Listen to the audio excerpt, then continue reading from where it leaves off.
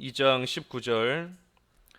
부당하게 고난을 받아도 하나님을 생각함으로 슬픔을 참으면 이는 아름다우나 죄가 있어 매를 맞고 참으면 무슨 칭찬이 있으리요. 그러나 선을 행함으로 고난을 받고 참으면 이는 하나님 앞에 아름다우니라.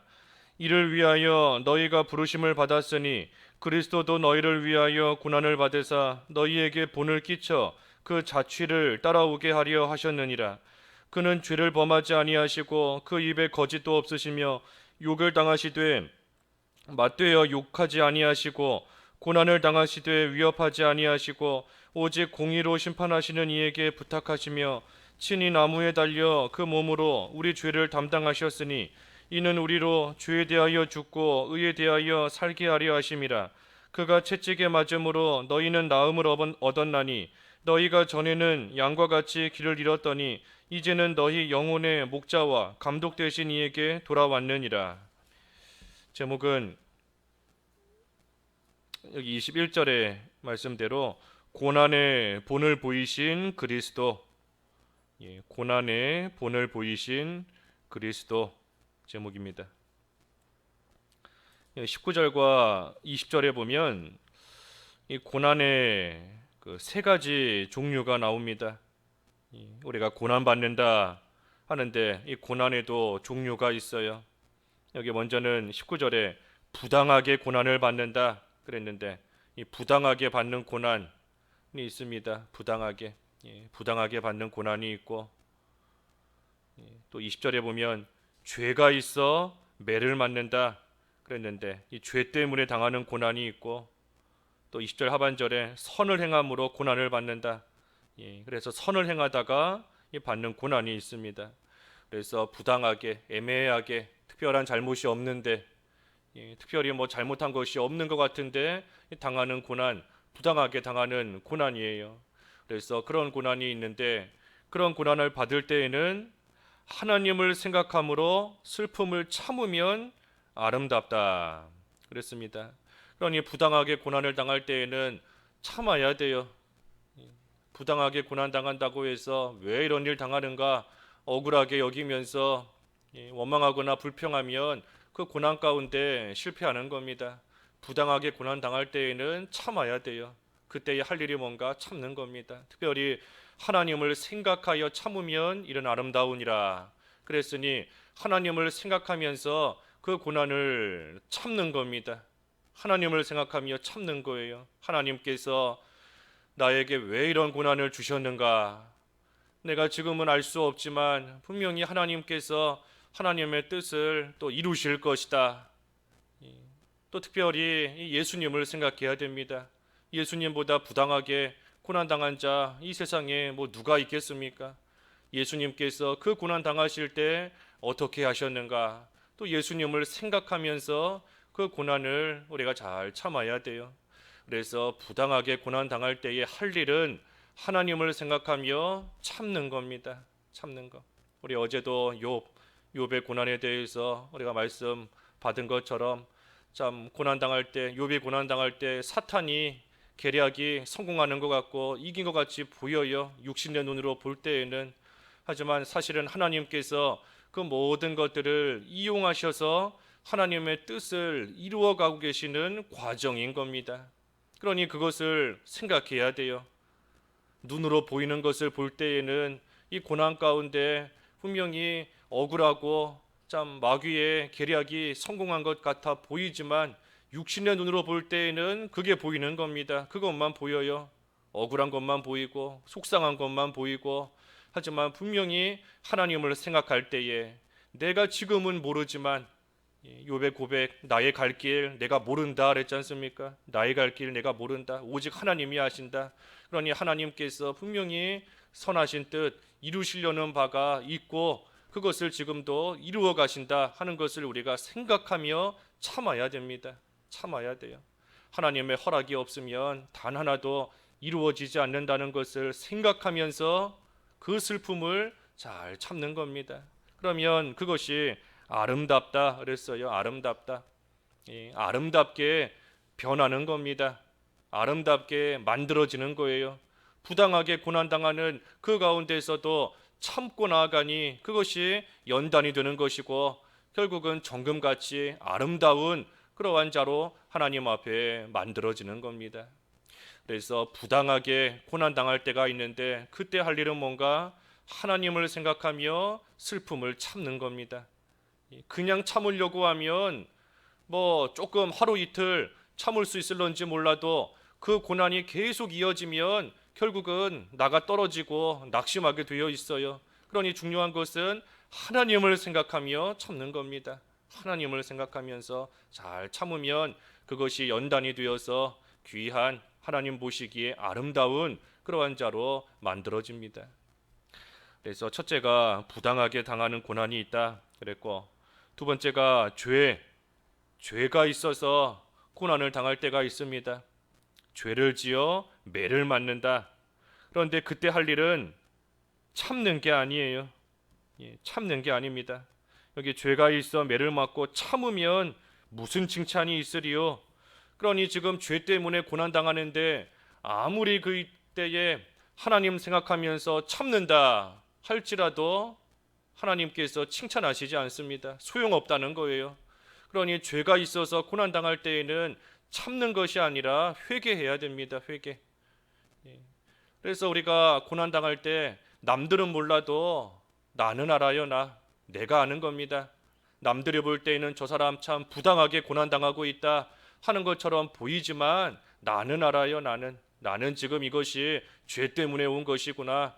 내가 하나님 앞에 바로하지 못해서 내가 당하는 고난이구나.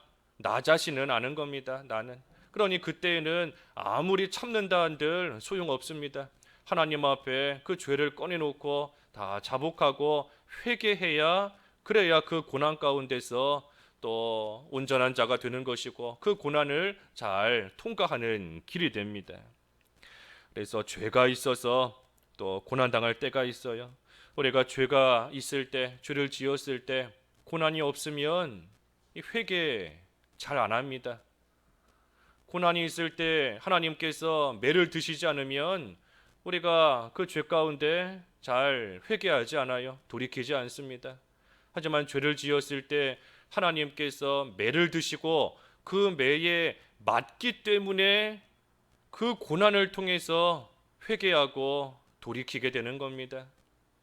그러니 그 시편 그 119편 말씀에도 내가 전에는 그릇 행하였으나, 내가 고난이 있기 전에, 고난 당하기 전에는 그릇 행하였으나 이제는 주의 말씀을 지키나이다. 그러니 고난을 통해서 이제는 돌이키고 회개하고 다시 하나님의 말씀을 지키는 그러한 자리로 돌아온 거예요. 그 시편 119편 67절에 그랬죠. 67절에. 그래서 고난이 있을 때, 특별히 죄 가운데 고난이 있을 때에는 우리가 회개해야 되는 겁니다. 참는 거 소용없어요. 회개해야 돼요.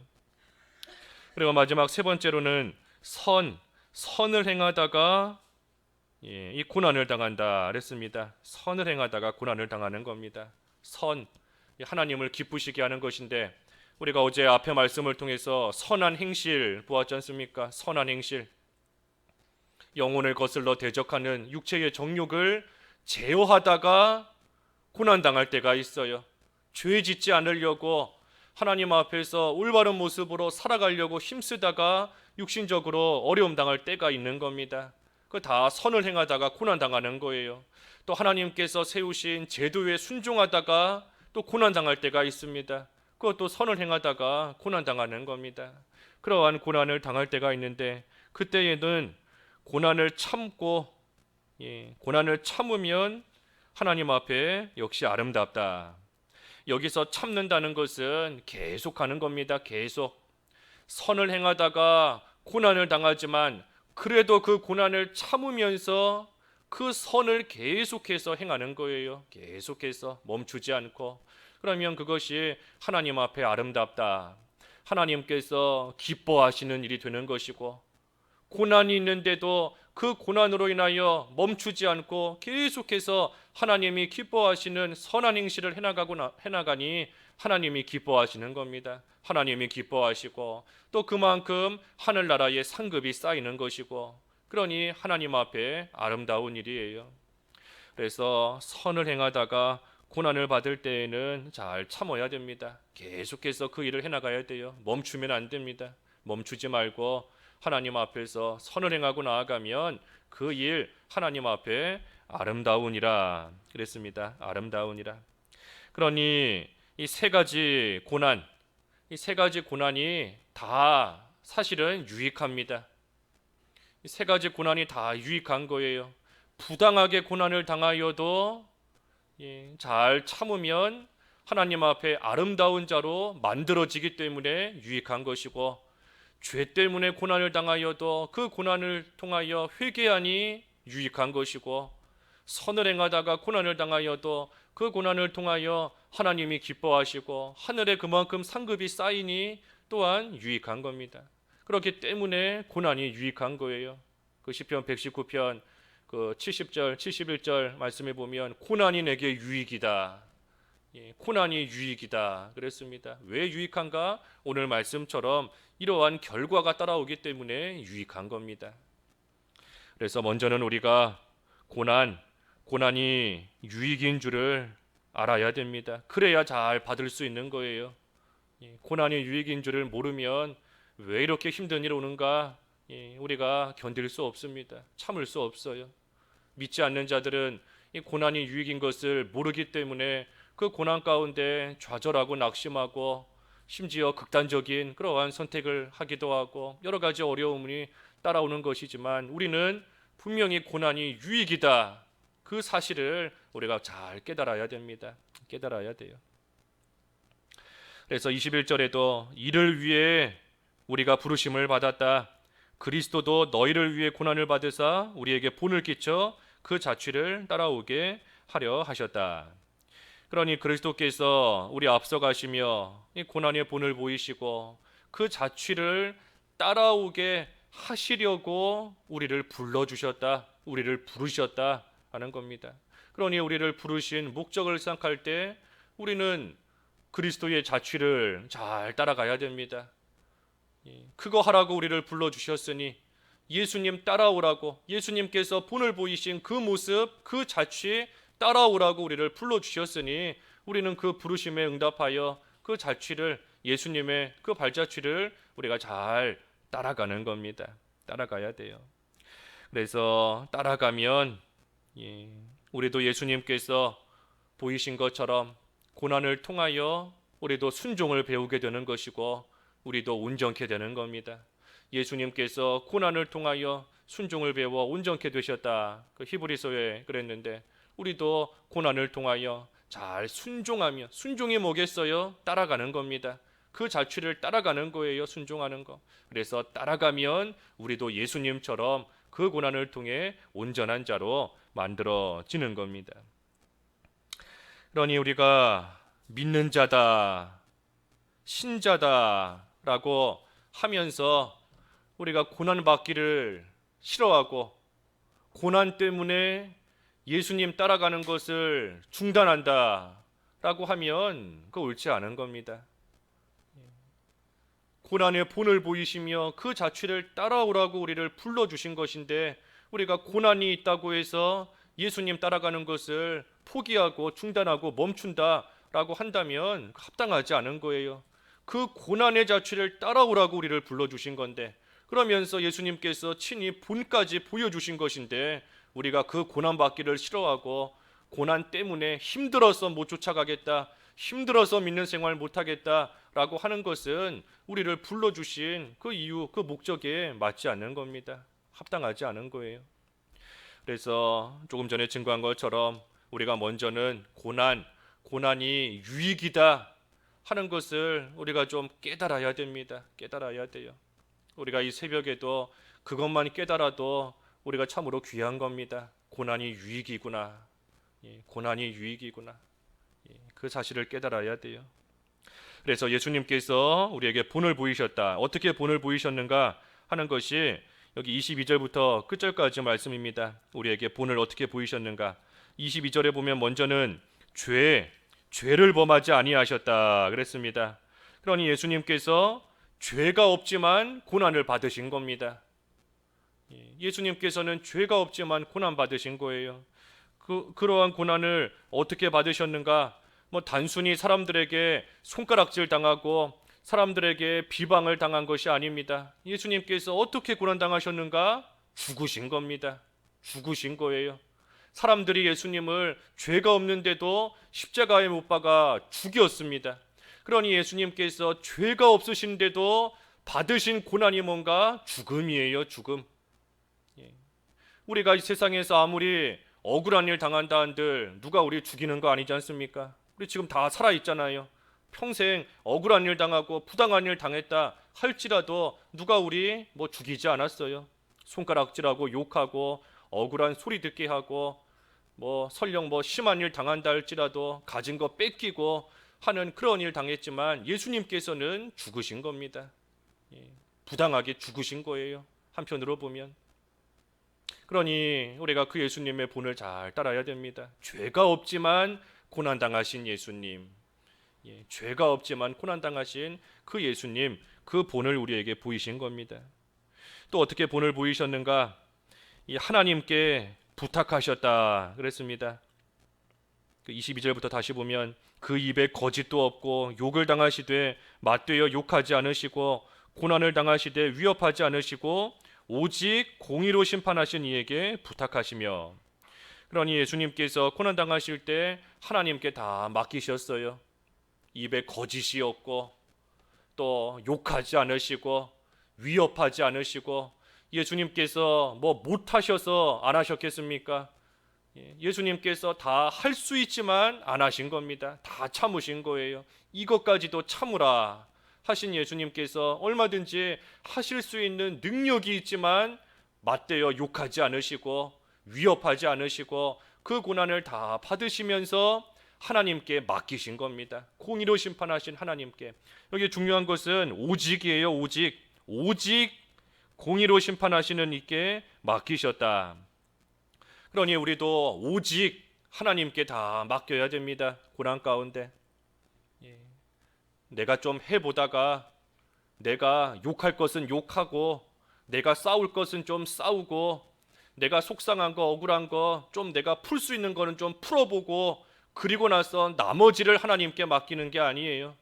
예수님께서 우리에게 본을 보이신 것은 오직, 바꿔 말하면 모든 것을 다 하나님께 맡기신 겁니다.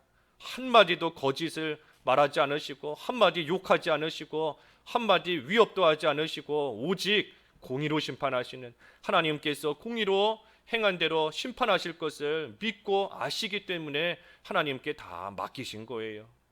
그러니 그 본을 우리에게 보이신 겁니다.